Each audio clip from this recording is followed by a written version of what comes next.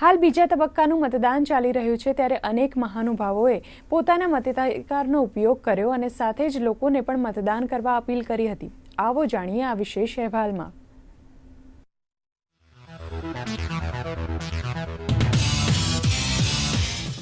કેન્દ્રીય મંત્રી નિર્મલા સીતારમણે બેંગલુરુમાં કર્યું મતદાન। સાથે જ વિપક્ષ પર પ્રહાર કરતા કહ્યું, વિપક્ષ પાસે હવે કોઈ મુદ્દો નથી રહ્યો અને લોકો પણ ઈચ્છે છે એક સ્થિર સરકાર। કેરળના તિરુવનંતપુરમથી ભાજપના ઉમેદવાર અને કેન્દ્રીય મંત્રી એન્ટીગલે કર્યું મતદાન। કહ્યું, આ દેશના ભવિષ્યને નિશ્ચિત કરવા માટેનો અવસર। કેરળના મુખ્યમંત્રી પિનરાઈ વિજયને કુન્નુરમાં એક મતદાન મથકે મતદાન કરી તેમના મતાધિકારનો ઉપયોગ કર્યો। લોકોને પણ મત કરવા માટે કરી અપીલ।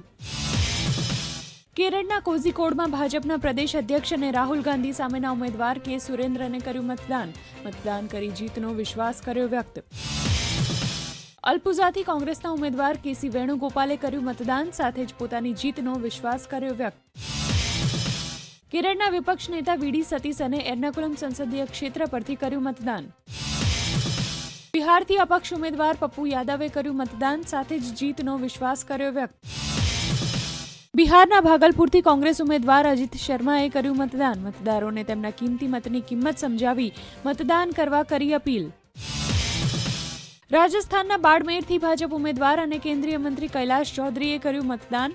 પહેલા મતદાન પછી જલપાનનું સૂત્ર આપી લોકોને પણ મતદાન કરવા માટે કરી અપીલ।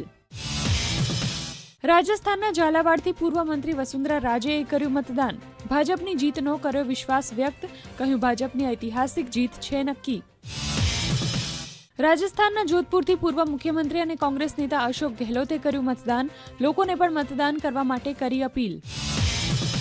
ભાજપના ઉમેદવાર ગજેન્દ્રસિંહ શેખાવતે જોધપુરથી કર્યું મતદાન। સાથે જ અશોક ગેહલોતની વિવાદિત ટિપ્પણીની કરી ટીકા અને કહ્યું તેઓ માનસિક રીતે જ હારી ચૂક્યા છે।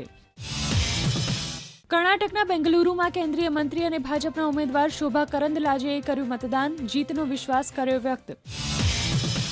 કર્ણાટક બેંગલુરુથી ભાજપના ઉમેદવાર તેજસ્વી સૂર્યાએ બેંગલુરુ દક્ષિણ મતદાન કેન્દ્ર પરથી કર્યું મતદાન। પૂર્વ ક્રિકેટર રાહુલ દ્રવિડે કર્ણાટકના બેંગલુરુમાં કર્યું મતદાન। લોકતંત્રના આ ઉત્સવની ઉજવણીમાં સહભાગી થવા માટે લોકોને કરી અપીલ। ઉત્તર પ્રદેશના ગાઝિયાબાદથી ભાજપના ઉમેદવાર અતુલ ગર્ગે મતદાન કરી લોકોને પણ મોટી માત્રામાં મતદાન કરવા માટે કરી અપીલ।